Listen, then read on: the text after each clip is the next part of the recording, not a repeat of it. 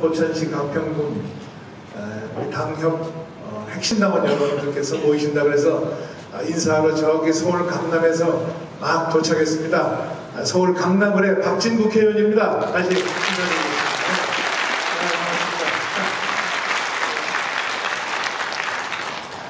오늘 주말에 바쁘실 텐데 이렇게 한 곳에 모이셔서 필승 결의대회를 하시는 걸 보고 이번 선거는 우리가 반드시 승리할 거다 이런 예감이 들었는데 그 예감이 맞습니까 여러분? 네. 제가 평소에 제일 존경하고 또 좋아하는 우리 최춘식 의원님께서 저희 지역에도 가끔 오시고 국회에서는 뭐 자주 만나고 있습니다. 여러분들 그동안에 우리 국민의힘이 이 당이 왜 이렇게 분란이 많고 시끄러운지 이 불협화음이 나고 대표와 후보 간에 또 이렇게 막 여러 가지 어려운 일들이 있고 해서 굉장히 걱정 많이 하셨죠? 네, 밤에 잠이 안 오신다는 분들이 많습니다. 저희 지역에도. 예, 그런데 저희가 그동안에 이런 당 내부 문제 때문에 선거를 원활하게 치르지 못한 건 사실이지만 여러분 비온 뒤에 땅이 굳는다고 이제 남은 기간 동안에 국민의힘이 하나로 똘똘 뭉쳐서 반드시 필승할 거라는 거 여러분 다 전부 동의하시죠?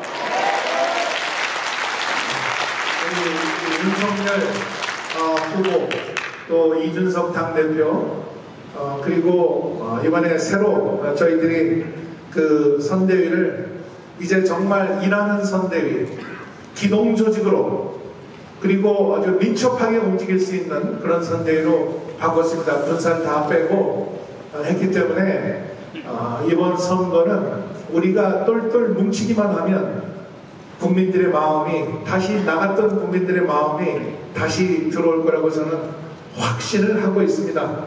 그리고 무엇보다도 이 문재인 정권이 망쳐놓은 이 나라를 여러분 국민의 힘이 아니면 이걸 누가 구할 수 있겠습니까? 동의하시죠? 그리고 그 필승의 힘은 다름 아닌 바로 이곳 포천 또 가평에서 나올 걸로 저는 믿고 있습니다. 우리 최춘식 의원님은 그동안에 군에도 계셨고 또 행정일도 보시고 또 정치도 하고 계시고 또 우리 당의 원내 부대표를 하시고 그리고 인구 1300만 명을 가지고 있는 경기도 도당 위원장도 하신 분입니다. 누구보다 애국심이 추천하시고 선거를 많이 치러보셨고 그리고 우리 당원들의 마음을 한 분 한 분 깊숙하게 너무나 잘 알고 있는 분입니다. 저는 우리 경기의 북부에 이 접경 지역에 있는 우리 맹장 최춘식 의원님이 계시는 이곳에서의 선거는 반드시 승리하리라고 확신합니다. 여러분.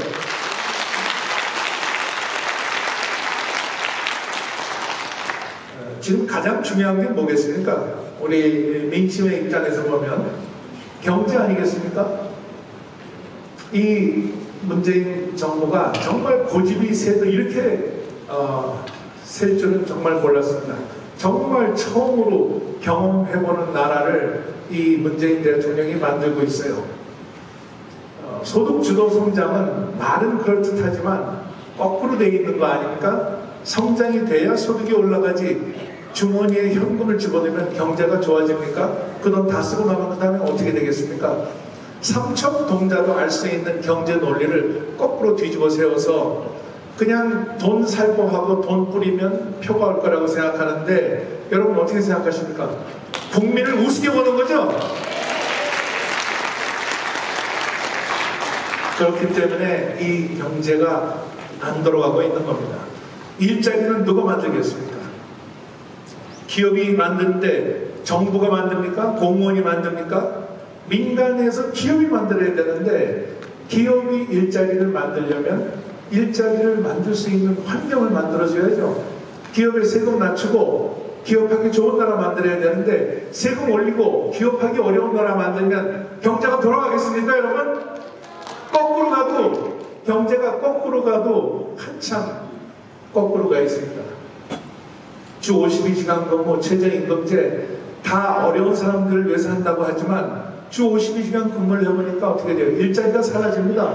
제대로 된 일자리가. 그 소득이 양극화되고 오히려 더 힘없는 서민들이 어려워지는 이런 경제를 만들고 대통령이 청와대에 가지고 있다고 하는 일자리 전광판 어디 갔습니까? 여러분 기억나시죠? 문재인 대통령이 청와대에서 내가 앞으로 일자리가 늘어나면 여기다가 숫자를 채우겠다 했는데 그 일자리판이 지금도 있다는 얘기 들어본 분 계십니까? 없어졌습니다. 이 정부가 스스로 만든 덫에 스스로 빠져 있는 거죠. 그래서 저희 국민의힘이 경제는 그렇게 움직이는 거 아니다. 물이 흐르듯 움직여야 된다. 기업이 투자할 수 있는 여건을 만들어주고 모든 걸 세금으로 하려고 하지 말고 잘 사는 사람 못 사는 사람 갈라놓지 말고 국민을 가다치게 해서 표를 얻으면 그 다음 정권을 연장할 수 있다. 이렇게 정략적으로 시장을 움직이면 안 된다. 이야기를 수십 번도 더 했는데 아직도 고집을 부리고 있습니다. 5년 동안의 나라 경제가 정말 어려워지고 거덜이 나버렸습니다. 여러분 이 정부 그대로 놔두면 되겠습니까? 바꿔야죠. 네, 누가 바꿉니까? 국민의힘이 바꿔야죠. 네, 국민의힘의 대통령 후보 누굽니까? 윤석열이죠. 윤석열 후보 정말 할 일이 많습니다.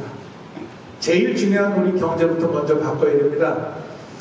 잘 아시다시피 우리나라 지금 예산이 600조가 넘습니다. 예산이 많으면 국민들한테 돈이 많이 가니까 좋은 거 아니냐 이렇게 생각하는 분도 계실지 모르겠습니다만은 나라 살림은 가급적이면 돈을 낭비하지 말고 아이들하고 꼼꼼하게 써야 됩니다. 지방 경제도 마찬가지입니다. 그런데 이 정부 들어서 나라 빚이 400조가 늘었습니다. 우리 지금 국가 예산이 607조인데 400조가 지금 예산이 늘었습니다. 역대 어느 정권보다 훨씬 많은 나라 빚이 지금 늘고 있습니다.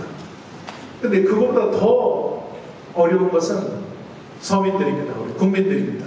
가계부채 1800조가 됐습니다.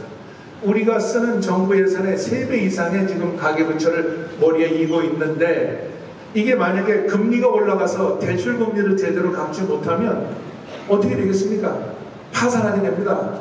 기업들은 도산하게 되고요. 그렇게 되면 경제가 어떻게 되겠습니까? 경제가 바로 붕괴하게 됩니다. 그런데 그런 그 위험이 닥쳐오고 있는데 미국에서 금리를 올린다. 이건 그전서부터 계속해서 우리가 예측되어 온 이야기입니다.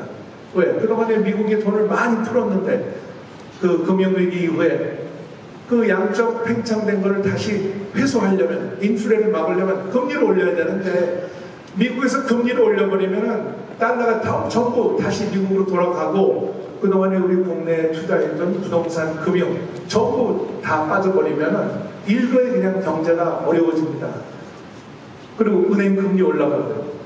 그렇게 되면은 그야말로 쌍끌이 위기가 닥쳐오는데 그렇게 되면은 그 대비를 하기 위해서 어떻게 해야 되겠습니까? 정부가 재정 여력을 가지고 있어야 될 거 아닙니까? 외환도 보유하고 있어야 되고 인플레도 막아야 되고 쓸데없는 돈 쓰지 않고 있다가 문제가 생기면 막아야 되는데 그 돈을 지금 다 뿌리고 있어요. 이번에도 추가 경정 예산안을 또 30조를 하겠다고 또 나오고 있습니다. 국민의 입장에서는 내가 낸 세금을 내가 받는데 그게 무슨 문제냐 이렇게 얘기하는 분도 있습니다. 근데 정부의 의무는 국민들한테 적게 걷어서 알뜰하게 쓰는 게 제일 좋은 정부입니다. 계속 많이 걷어서 마음대로 쓰고 표가 나오는 데 있으면 전부 돈을 살포해버리고 이런 식으로 하다가 경제가 망하면 누가 책임져야 되겠습니까? 정부가 책임져야 됩니다. 그래서 여러분 이렇게 방만하고 이렇게 정략적으로 이렇게 무책임하고 이렇게 무능한 이 경제를 망친 정부 여러분 바꿔야죠. 네, 누가 바꿉니까? 국민들이 바꿔야 됩니다. 경제가 제일 중요한 건데 지금 이 문재인 대통령, 문재인 정부는 경제를 어떻게 운영할 줄을 모릅니다. 부동산도 마찬가지입니다. 저는 제가 부동산 전문가는 아닙니다만은 가만히 보면 정부가 하는 걸 보면 수요와 공급이 맞지 않는 그런 행동을 하고 있어요. 내가 살고 싶은 집에 내가 감당할 수 있는 가격으로 들어갈 수 있는 게 가장 좋은 부동산 시장 아니겠습니까? 그거는 정부가 이래라 저래라 하기 전에 국민들이 먼저 결정을 합니다.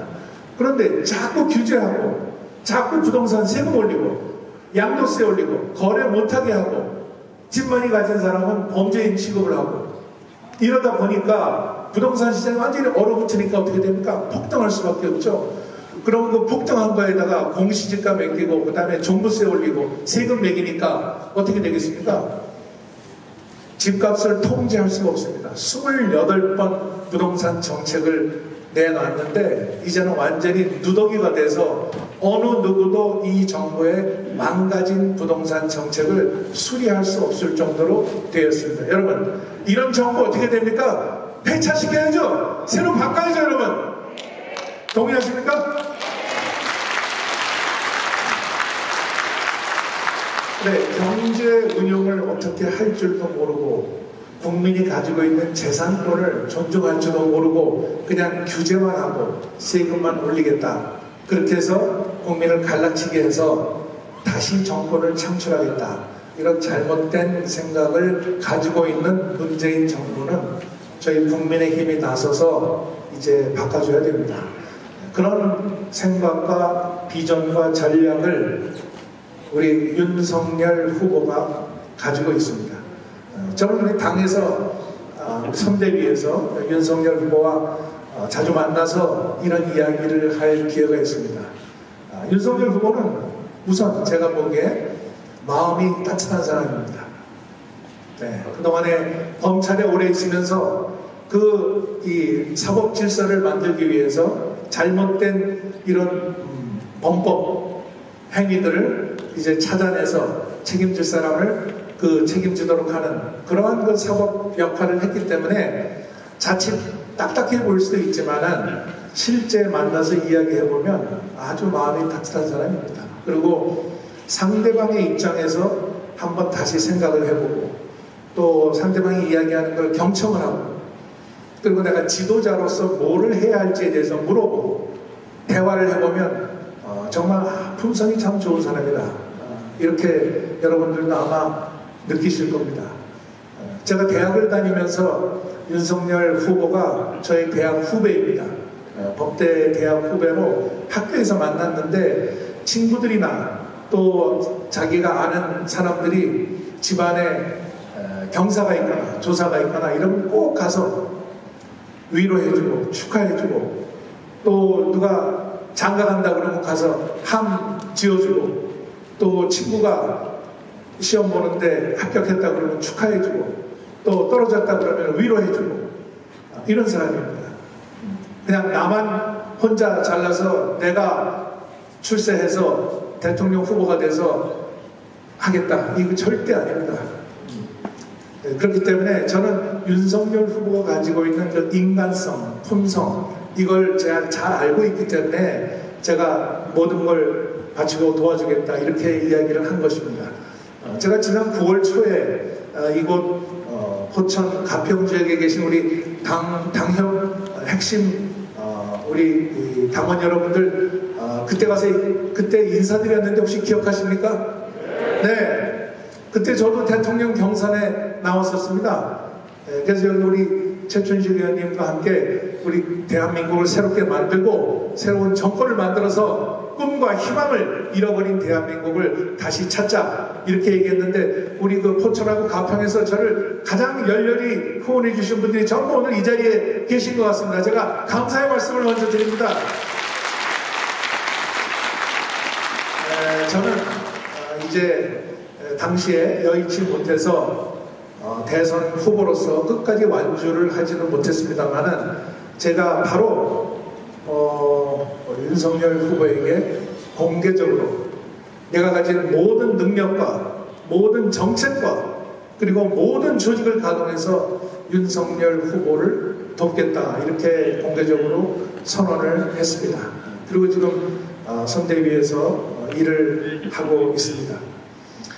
이 정부가 경제도 망쳤고 민생도 지금 도탄에 빠졌고 또 코로나 지금 방역도 그렇습니다. 여러분 한번 생각해 보십시오. 뭐 우리나라만 어려운 건 아닙니다. 이 코로나 팬데믹이라고 하는 것은 국경이 없지 않습니까? 뭐 아시아, 유럽, 미국 할 것 없이 전 세계를 지금 하고 있는데, 그 중에서도 우리 대한민국은 왜 이렇게 시행착오를 거듭하는지 정말 한심하기 짝이 없습니다. 처음에 기억하시죠? K-방역 잘한다고 마스크 잘 만들고 우리 국민들이 정부에서 하라는 대로 정말 그 방침에 따라서 얼마나 많은 고통과 희생을 했습니까? 그걸 전 세계에 자랑을 했습니다. 이 정부에서. K-방역이 세계에서 최고다고. 그런데 막상 이 코로나가 확대되니까 우리 국민들이 빨리 백신을 맞아야 되는데, 여러분 기억하시죠? 작년 5월, 6월만 해도 우리 백신이 있었습니까? 없었습니다. 왜? 이렇게 빨리 퍼질 줄은 몰랐고, 또 백신 아니라 치료제로 하면 되겠다, 이런 얘기를 하는 사람이 있고, 그걸 백신을 괜히 많이 사두면 오히려 그게 남아서 나중에 처리가 곤란하다, 이렇게 얘기하는 정신 나간 사람도 있었습니다.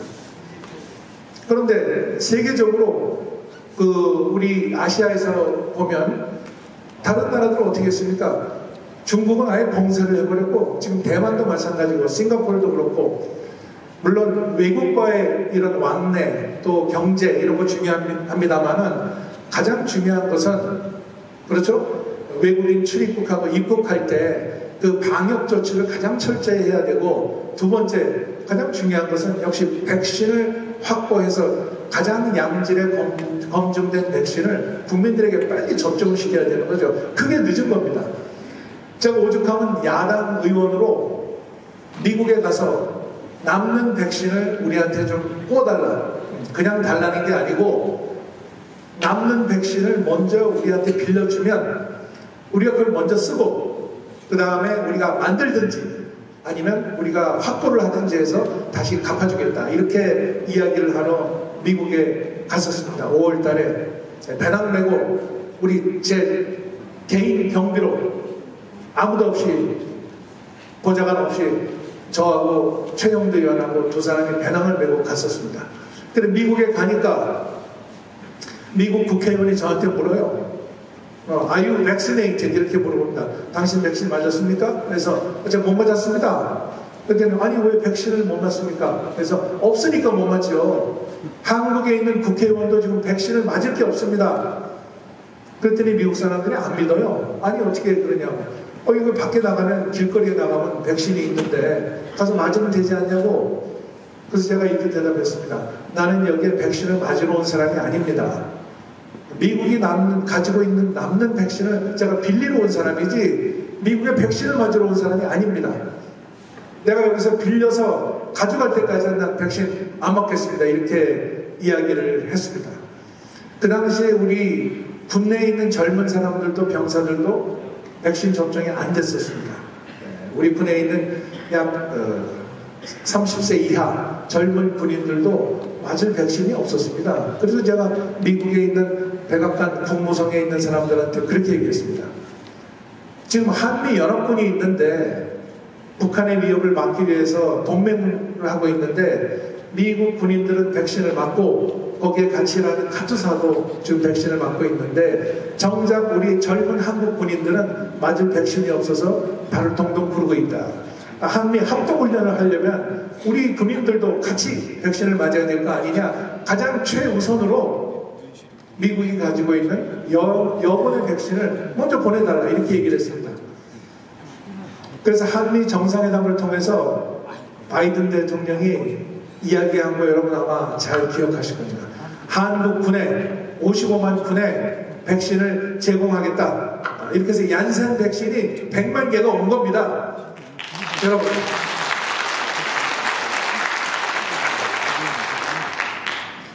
이 정부가 모든 외교력을 총동원해서 우리 국민의 생명을 지킬 수 있는 백신을 빨리 공급을 했으면 그렇게 발을 동동 구르면서 9월, 10월, 11월까지 고생을 안 해도 됐었다. 저는 그렇게 생각을 하고 있습니다.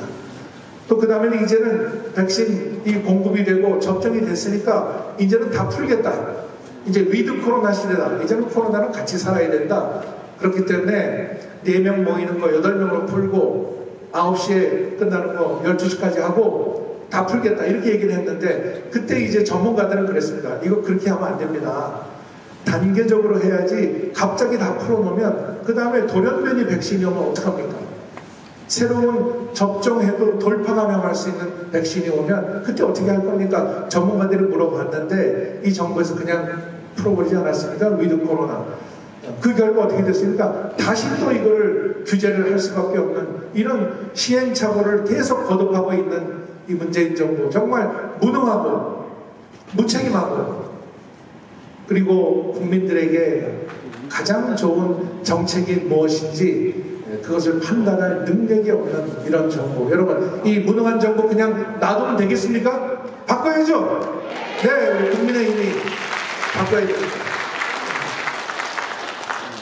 그 다음에 저는 이제 외교 안보를 하는 사람인데 대한민국에 이렇게 국제사회에서 고립되고 왕따 된 적이 없습니다. 미국은 우리의 동맹국가입니다. 오늘 한미관계 잘 끌고 가야죠. 그런데 우리 동맹국에 늘 가서 하는 얘기가 뭡니까? 북한을 도와줍시다. 북한의 제재를 풀읍시다. 종전선언을 합시다. 이 얘기만 계속하고 있는 거예요. 여러분, 전쟁을 끝나는 거 반대할 사람 누가 있습니까? 근데 전쟁은 끝날 수 있는 조건과 환경이 있어야 끝나는 거지 우리가 모여서 북한하고 이게 전쟁 끝냅시다 이렇게 얘기한다고 전쟁이 끝납니까? 그리고 지금 휴전협정이 있고 정전협정이 있지 않습니까? 북한은 정전협정을 지키지도 않고 계속 핵을 개발하고 미사일을 쏘고 서해에서 공격을 하고 우리 대한민국 국민을 바다에서 총살을 하고 있고 시도 때도 없이 개성공단의 연락사무소를 폭파하고 거기에 대해서 사과 한마디 없고 그리고 엊그제도 미사일을 쐈는데 극초음속 미사일 막을 수도 없는 이게 막 지그재그로 날아가기 때문에 그걸 막을 수도 없는 그런 신형 소위 게임 체인저라는 미사일을 쐈는데 이 와중에 종전선언한다고 남북관계가 좋아지고 전쟁이 끝나겠습니까? 여러분 어떻게 생각하십니까? 아니죠. 네.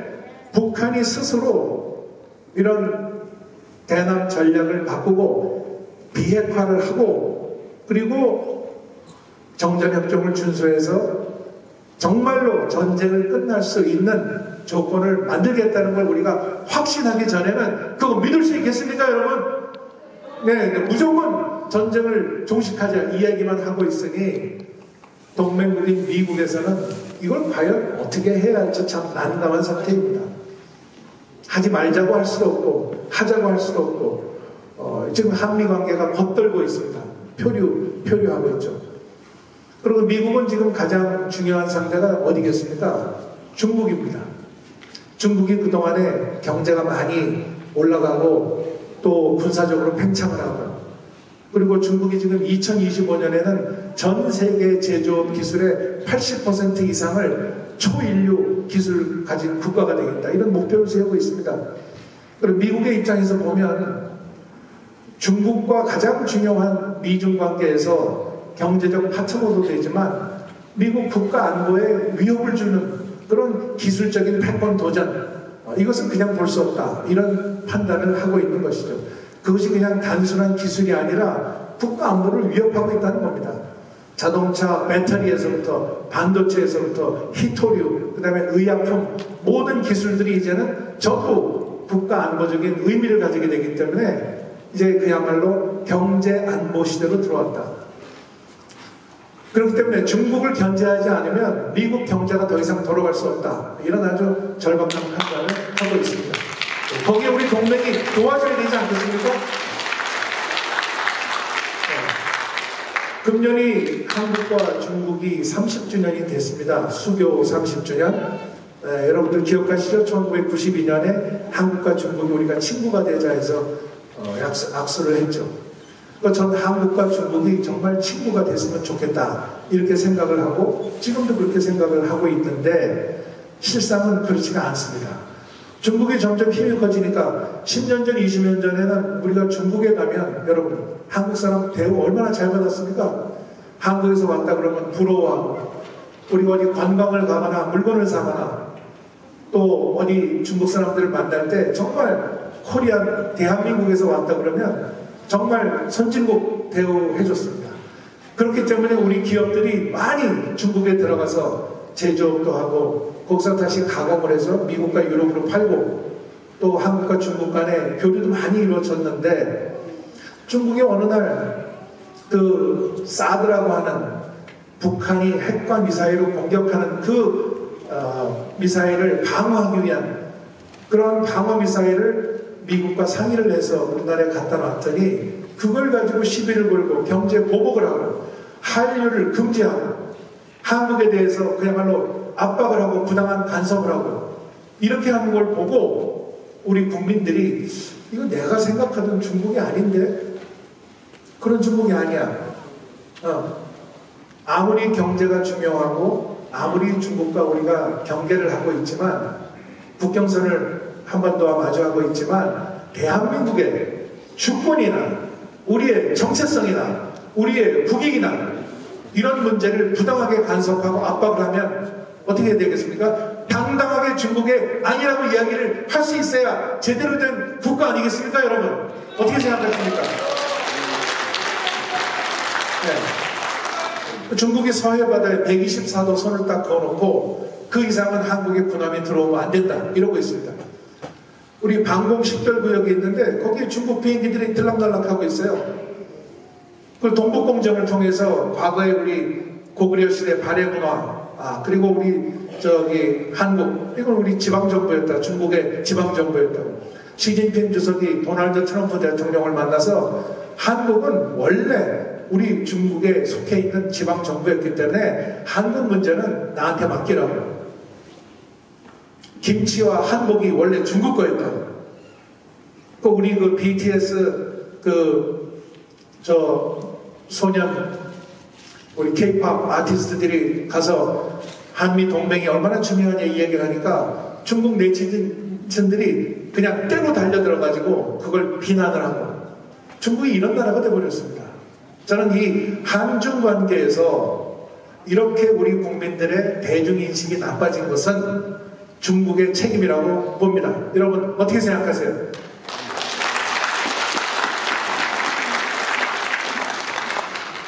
그리고 더 중요한 것은 우리 입장에서 보면 아까도 제가 말씀드렸습니다만은 미국과 중국 사이에서 대한민국은 어디로 나가야 되겠느냐 이 중요한 전략적 선택을 우리가 해야 합니다. 미국은 동맹이고 기술이 있고 중국은 바로 우리의 이웃이고 시장이 있습니다. 그럼 어떻게 해야 되겠습니까? 동맹을 건강하게 발전시키면서 미국과 기술 협력을 맺어서 한국이 첨단 산업을 발전시켜서 중국이 지금 맹추격을 하고 있는 그 기술 격차를 유지해야만